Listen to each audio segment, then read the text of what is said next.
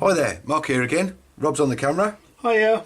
Welcome back to the second part of my build of the Team Repsol Mitsubishi Ralliart Racing Lancer. Right, let's see where we left off. Front uprights is step 16. There's these two units. I've already got the ball joints, the MB5s, and put those underneath. These point to the inside, just match it up to your diagram. Basically, we're just going to pop the nice bearings in here. Might need to push it in with something. I can use the shaft for that. Before you do, make sure you get your O-ring. And I did need to put a little bit of grease on this, didn't I, Rob?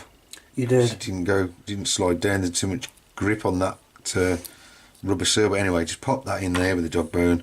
You can use that then to push your bearing or pull your bearing into the position if it's not already in. And then you need to place the other bearing on the outside. And again, that might be a tight fit. This one certainly is. There we go. And then just to make sure it doesn't all fall out and we lose the shaft, get any old R-clip and just put it through the hole. And then we won't lose that part. So that's it for the one side. Do the same for the other.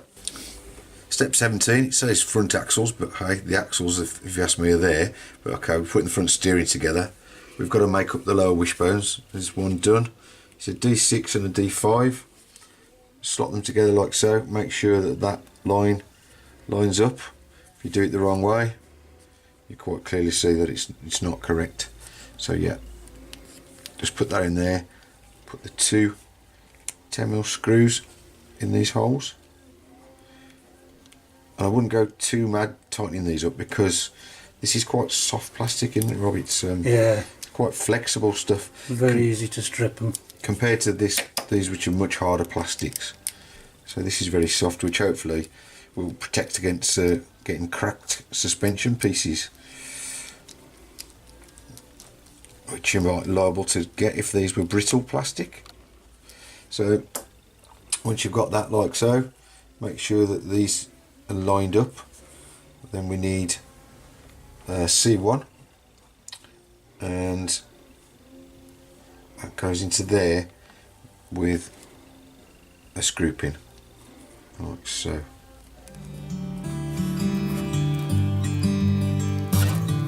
And then we get the actual steering hub, axle holder, whatever you call it, and attach these.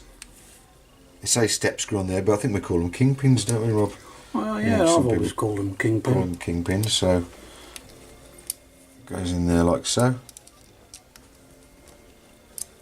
and then the other one obviously from the bottom.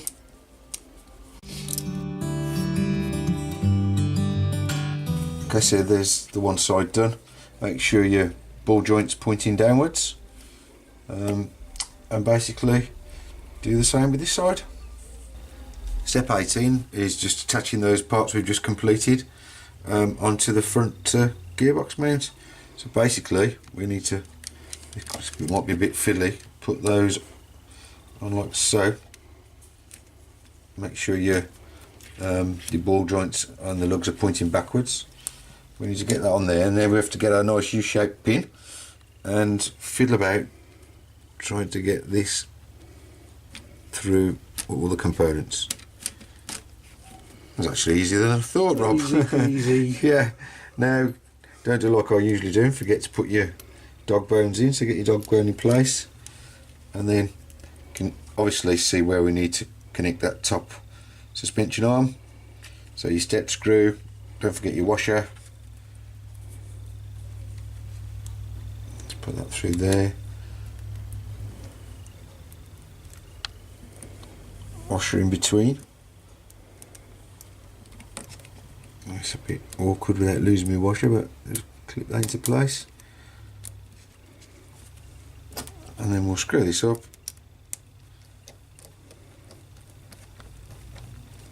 When it's all the way up, that's that finished, and the same with the other side. So shaft in, step screw and washer. So step 19 and step 2021 we're going to be building the shocks. Well, obviously I'm just going to build one because you don't want to watch me build four. So we've got the shock body, which is a W3. We have a D4, which is the bottom ball joint. We need the MC1, which is your shaft, and built in, what do you call that, Rob? Yeah, flat bit of metal. A flat bit of metal. Yeah, it's like a plunger, isn't it? We need to put D16 on here to reduce the stroke of the shock for some reason. That'll go through there. What I need to do first though is get 2 of the red O-rings, put them in the bottom there. Now weirdly it doesn't say to put any shock oil on these to help get the pin through, but most of the kits do. So with this we get the blue shock oil, which is 600 weight, which is heavier than most Tamiyas I've used. We'll put just a blob in there, screw the bottom on, but don't tighten it all the way up until you've got your shaft through. Be careful not to damage those seals. Okay, pull that through and then you can do it up.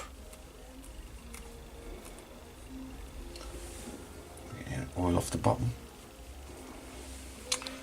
and then we need to get our D4 and fully screw it all the way in as it shows there.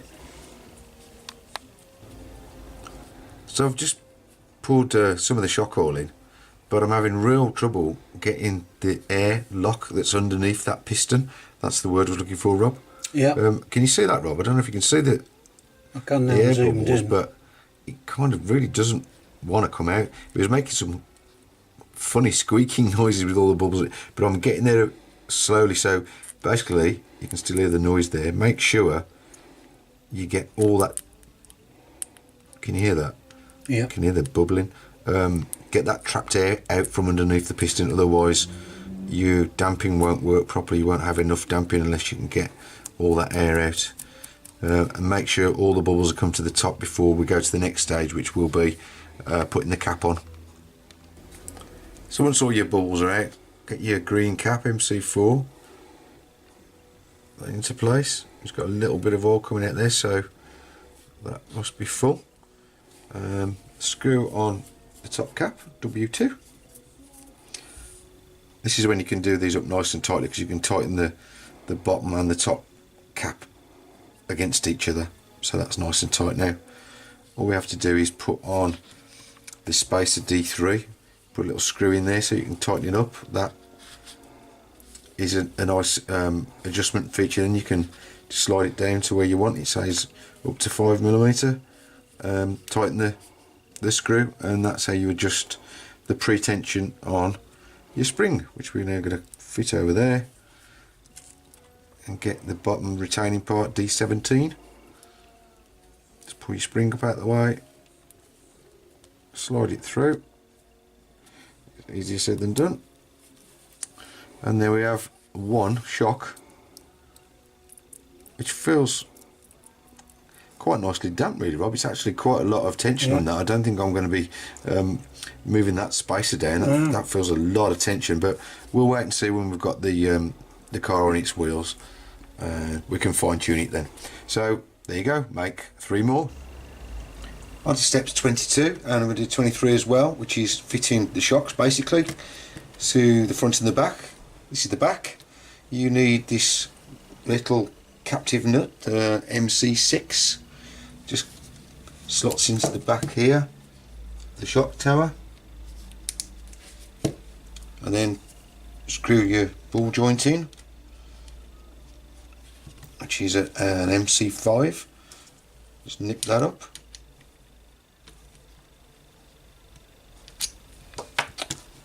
Make sure on the rears especially that the inside, the screw on the inside there, the lug on the spacer on the shocks is pointing inside, else it'll catch on the steering arm, on the top arms. So we attach the bottom with a step screw, and a washer.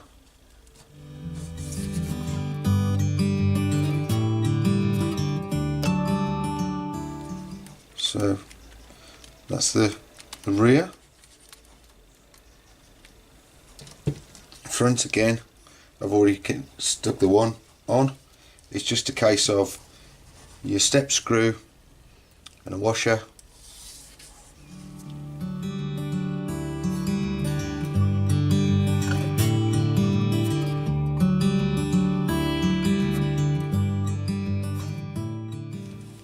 And there we have the front suspension. Step 24, this is basically, we're going to centre up the servo, so you need to plug all your electronics together, get your transmitter on, set it in neutral so that this thing centres, and then fit on the steering servo saver parts. I'll just go and get that done now. It will be different depending on what servo you've got, obviously, and what electronics you've got. So I'll just crack on and build up my servo saver. So I've fitted the servo saver. Make sure that you're pointing, your ball end's pointing towards the body of your servo. I've also jumped to section 26, part 26, and fitted on these D12s with the two 10mm screws and the washers. So that's ready to go in. 25 and 26, we start to fit things to our tub. Here we go. So got the TBLE speed controller, which I've swapped with Rob. Cheers, Rob. No worries, sir. Because we might be going brushless at some point, but anyway, at the moment we've got the brush, so it'll do either. I've screwed in the on-off switch onto this part, which is E1. That just fits over that lug like so, and then it's part E3 there, and again this just slots over there. It's a bit tricky to get it into place. There we go. And I'm just going to fit in the 5 screws now into these holes to attach that, and then I'm going to jump straight into 26 there, which is fitting the servo. Can you see the holes there, Rob? 2 holes in the chassis there, and that'll go like so. So here we go, let's get the screws in. Okay, so that's all finished. We've got the screws there mounting the servo. I've double-sided taped the ESC. I forgot what that was then, and the receiver. Yeah, that's all ready to go. So step 27 is to make up the steering rods. Be careful here, you've got D13s, which are these 2 ball ends, and then you've got MD13s, which are 4 of there. The 4 MDs are for the longer of the shafts. There's 2 of those, and then there's the shorter MD3 shaft, which is for, as I say, the D13s. I'm just going to screw those on now and make sure, get them so they're the right length. Right. So step 28 and 29, we're going to do the steering linkage. These are the parts we've just made up in step 27. We've got parts C4 and C2. I've already screwed in the ball joints. Notice the orientation there. And we've got MD1, which is the steel bar.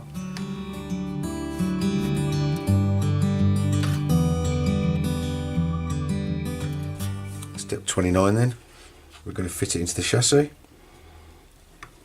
with 2 step screws and 2 washers.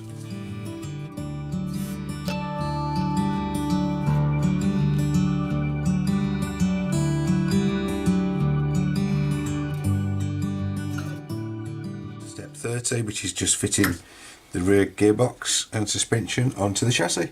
So I've got my 4 10mm screws there. This just goes like so, and then there's 2 screws in there and 2 screws in there,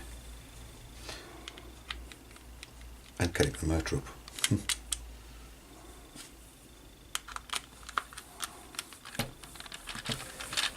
Steps 31 and 32 now, we're going to fit the front gearbox and suspension on.